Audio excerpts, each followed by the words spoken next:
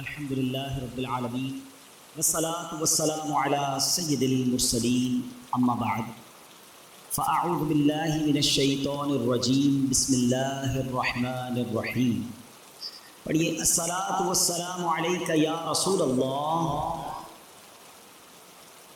وعلى آلك وأصحابك يا حبيب الله الصلاة والسلام عليك يا نبي الله وعلى آلك وأصحابك يا نور الله۔ درود پاک پڑھنے کے بے شمار فضائل و برکات ہیں۔ کعبے کے بدر الدجا، طیبہ کے شمس الضحیٰ صلی اللہ تعالیٰ علیہ وسلم کا فرمان عالی شان ہے، جس کا مضمون ہے کہ جو کوئی شخص مصیبتوں اور پریشانیوں میں گھرا ہوا ہو، اسے چاہیے کہ مجھ پر کثرت سے درود پڑھے، کہ مجھ پر درود پاک پڑھنا پریشانیوں اور مصیبتوں کو لے جاتا ہے۔ آپ میں سے اگر کوئی بیمار ہے، پریشان ہے، ٹینشن میں ہے، کسی کاروباری مشکل کا شکار ہے، درود پاک ایک ایسا وظیفہ ہے، اور نبی پاک خود فرما رہے ہیں کہ جو پریشانیوں میں ہے اسے چاہیے مجھ پر درود پڑھے، کہ درود جو ہے وہ پریشانیوں کو لے جاتا ہے۔ اور یہ آزمایا ہوا وظیفہ ہے، مجرب وظیفہ ہے۔ آپ کو کبھی فیل ہونا کہ آپ کے اوپر بوجھ ہے، ٹینشن ہے، آپ درود پڑھتے رہیں، آپ اپنی آنکھوں سے دیکھیں گے کہ ٹینشن دور ہو رہا ہے، پریشانیاں دور ہو رہی ہیں، آپ اپنے آپ کو انشاءاللہ ریلیکس فیل کریں گے۔ تو برائے کرم اپنی زندگی میں درود پاک پڑھنا اپنا معمول بنائیے۔ چلتے پھرتے اٹھتے بیٹھتے جتنا ہو سکے درود پاک پڑھتے رہا کریں۔ ایک بار مل کر محبت کے ساتھ بآواز بلند درود پاک پڑھ لیں۔ صلو علی الحبیب صلی اللہ تعالی علی محمد صلی اللہ علیہ وسلم۔ آج انشاءاللہ قرآن مجید فرقان حمید سے ایک بڑا ہی پیارا واقعہ میں نے آپ کو سنانا ہے، اور اس واقعے سے انشاءاللہ ہم سب کو اللہ نے چاہا تو بہت کچھ سیکھنے کو ملے گا۔ اللہ کے کلام کی کیا بات ہے، قرآن مجید فرقان حمید میں کیسے کیسے واقعات اور کس قدر نصیحتوں، عبرتوں کے ہمارے لیے مدنی پھول ہیں۔ کاش ہم قرآن پڑھنے والے اور اس کو سمجھنے والے بن جائیں۔ قرآن مجید فرقان حمید میں جس اللہ کے نبی کا سب سے زیادہ ذکر ہے وہ ہے اللہ کے نبی حضرت موسیٰ علیہ السلام۔ آپ کلیم اللہ ہیں، اللہ کریم سے آپ گفتگو کیا کرتے تھے، اللہ نے یہ شرف آپ کو عطا فرمایا۔ حضرت موسیٰ کلیم اللہ ہیں اور میرے آقا حبیب اللہ ہیں۔ حضرت موسیٰ کلام کیا کرتے تھے، مگر میرے آقا کو رب نے معراج کی رات اپنے پاس بلا کر سر کی آنکھوں سے اپنا دیدار بھی کروا دیا۔ حضرت موسیٰ کی شان بہت عرفہ اور اعلیٰ ہے، کمال کی ہستی ہیں، مگر نبی پاک کی جب بات کرتے ہیں تو سبحان اللہ، حضرت موسیٰ علیہ السلام جو ہے انہوں نے التجا پیش کی تھی۔ آپ نے عرض کیا تھا اللہ کی بارگاہ میں کہ مولا میں تجھے دیکھنا چاہتا ہوں۔ ارشاد ربانی ہوا لن ترانی، اے موسیٰ تم مجھے نہیں دیکھ سکو گے، لیکن سبحان اللہ وہاں منع کیا گیا اور نبی پاک کو بلایا جا رہا ہے، جبریل امین کو بھیجا جا رہا ہے، اور جبریل امین پیارے آقا علیہ السلام کی بارگاہ میں حاضر ہو کر آپ کو رب کی بارگاہ میں بلانے آتے ہیں۔ حضرت موسیٰ علیہ السلام نے جب دیدار کی تمنا کی تھی تو کوہ طور پر تجلی نازل کی گئی، اور حضرت موسیٰ علیہ السلام اس تجلی کی تاب نہ لا کر بے ہوش ہو گئے تھے۔ ذرا ان دونوں واقعات کو، ایک طرف کوہ طور کا واقعہ، ایک طرف معراج کے واقعے کو نظر میں رکھ کر اب ذرا اس شعر کو سنیے گا، مزید ایمان تازہ ہوگا۔ شاعر لکھتے ہیں قصہ طور و معراج سمجھے کوئی، What is the difference between طور and معراج؟ قصہ طور و معراج سمجھے کوئی بے ہوش جلووں میں گم ہے کوئی۔ ایک طرف حضرت موسیٰ بے ہوش ہو گئے اور اللہ کے حبیب علیہ السلام اللہ کے جلووں میں گم ہے۔ فرق مطلوب و طالب کا دیکھے کوئی، کس کو دیکھا یہ موسیٰ سے پوچھے کوئی، آنکھ والوں کی ہمت پہ لاکھوں سلام۔ تو سبحان اللہ، اللہ کریم مجھے اور آپ کو نبی پاک سے سچی محبت عطا فرمائے، اور حضرت موسیٰ کی شان کی کیا ہی بات ہے۔ آج ہم انشاءاللہ حضرت موسیٰ علیہ السلام کے بارے میں قرآن مجید فرقان حمید سے کچھ سمجھنے کی کوشش کریں گے، اور ایک بڑی ہی انوکھی پرسنالٹی کے بارے میں جانیں گے۔ شاید بہت سارے ناظرین پہلی بار ان کا نام سنیں گے اور ان کی سیرت کے بارے میں جانیں گے۔ وہ ہے حضرت جزعیل رحمۃ اللہ تعالیٰ۔ یہ کون تھے؟ یہ اصل میں حضرت موسیٰ علیہ السلام کے ایک امتی ہیں، اور فرعون جو کہ سرکش ایک بادشاہ تھا جس نے خدائی کا دعویٰ کیا، کہ فرعون کے یہ چچا زاد بھائی تھے، اور حضرت موسیٰ علیہ السلام پر کلمہ پڑھ کر وہ ایمان لے آئے تھے۔ لیکن فرعون چونکہ سخت ظالم تھا تو حضرت جزعیل نے اپنا ایمان جو ہے وہ چھپائے رکھا۔ حضرت عبداللہ ابن عباس رضی اللہ تعالیٰ عنہ کی روایت کے مطابق ان کا نام جزعیل تھا۔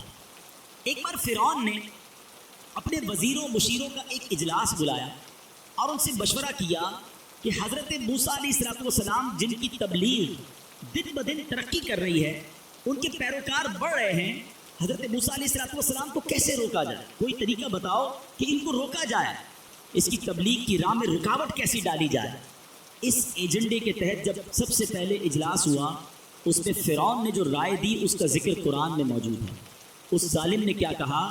ذرونی اقتل موسیٰ، وہ کہتا ہے مجھے چھوڑ دو کہ میں موسیٰ کو قتل کروں۔ ایسا ظالم تھا، ایسا سرکش تھا، اس کی جرت دیکھیے کہ اللہ کے نبی کو قتل کرنے کے بارے میں اس نے سازش بنانا شروع کر دی۔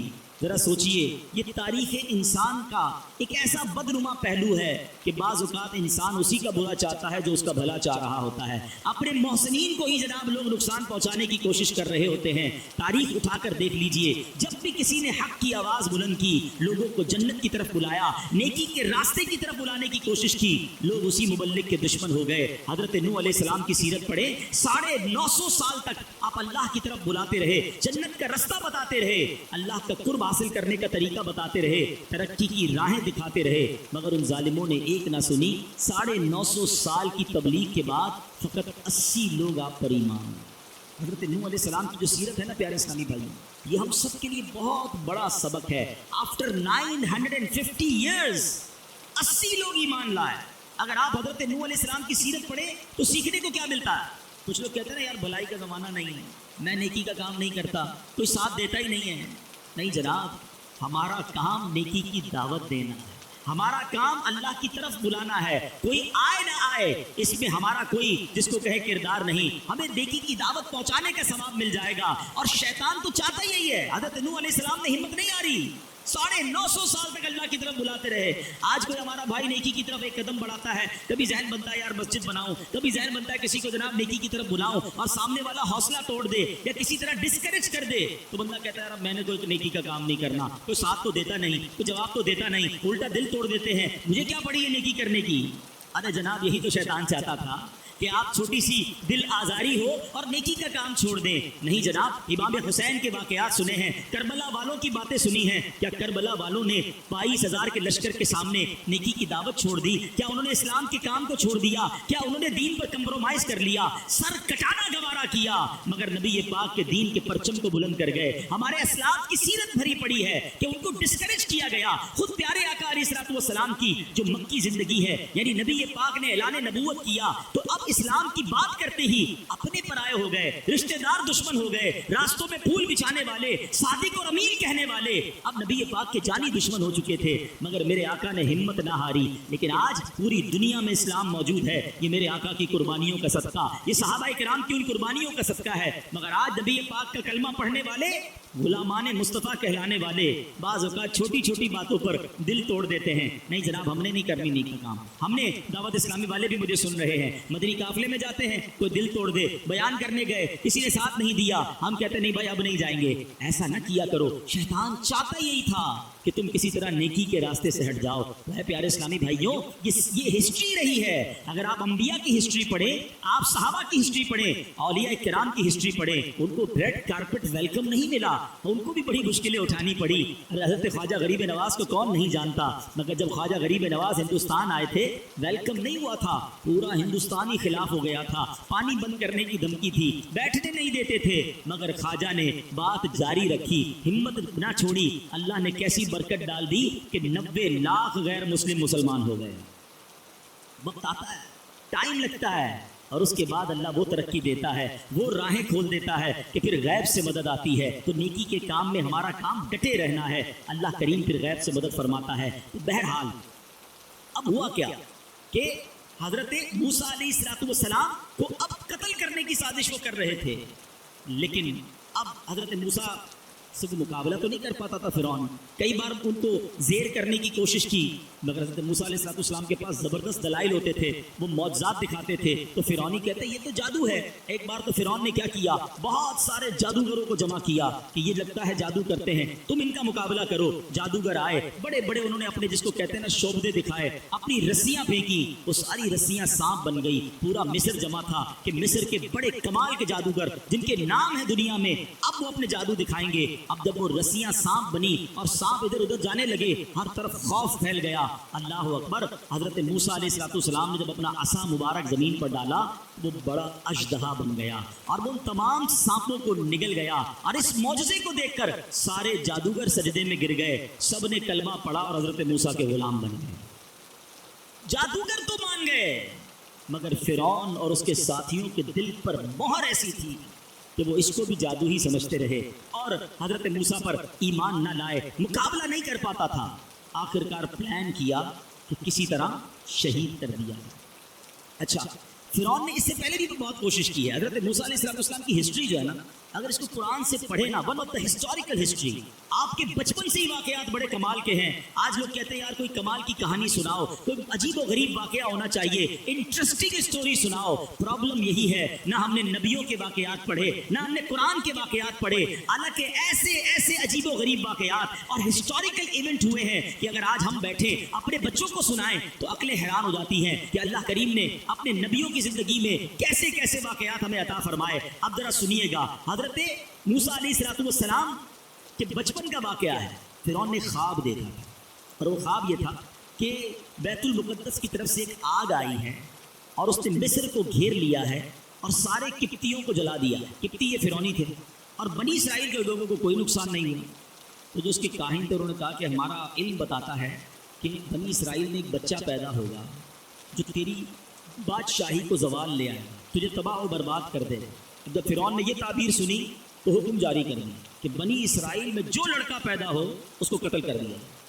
اس ظالم نے کاہنوں کی بات کو مان کر ہزاروں بچوں کو قتل کروایا، یعنی جو بچہ پیدا ہوتا اسے مار دیا جاتا۔ تھوڑے دنوں کے بعد اب اس قوم کے اندر ایک وبا پھیلی اور اس قوم کے بوڑھے لوگ بھی مرنے لگے۔ اب اس کے وزیروں نے کہا ادھر سے بوڑھے مر رہے ہیں، ادھر سے تم بچے قتل کروا رہے ہو، تھوڑے عرصے بعد تو ہماری تعداد ہی ختم ہو جائے گی، ہماری آگے جا کے خدمت کون کرے گا، ہمارے کام کاج کون چلائے گا، جوان تو بنے گا ہی نہیں۔ جب بچے ہی مار دو گے تو کیسے یہ نسل آگے چلے گی؟ تو اب اس نے کہا کہ ایسا کرو، 1 سال بچے جو پیدا ہوں ان کو مار دو، اگلے سال جو بچے پیدا ہوں ان کو چھوڑ دو۔ عجیب و غریب اس کے فیصلے تھے۔ تو 1 سال جس سال بچوں کو نہیں قتل کرنا تھا اس سال حضرت ہارون علیہ السلام پیدا ہوئے، تو وہ بچ گئے، معاملات سے نکل گئے۔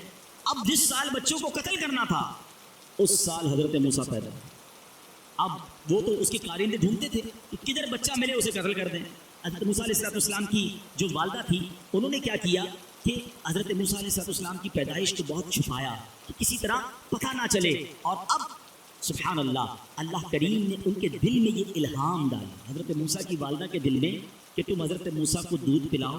جب تمہیں یہ خوف ہونا، کیونکہ بچہ روتا بھی ہے کہ ہمسایوں کو پتہ چل جائے گا، تو پھر کیا کرنا کہ فرعون کو معلوم ہونے سے پہلے بے خوف و خطر اس بچے کو مصر کے دریائے نیل میں ڈال دینا، اور ڈوب جانے کا اندیشہ نہ کرنا، اس کی جدائی کا غم بھی نہ کرنا، ہم اسے تیری طرف لوٹا دیں گے اور اسے رسول بنائیں گے۔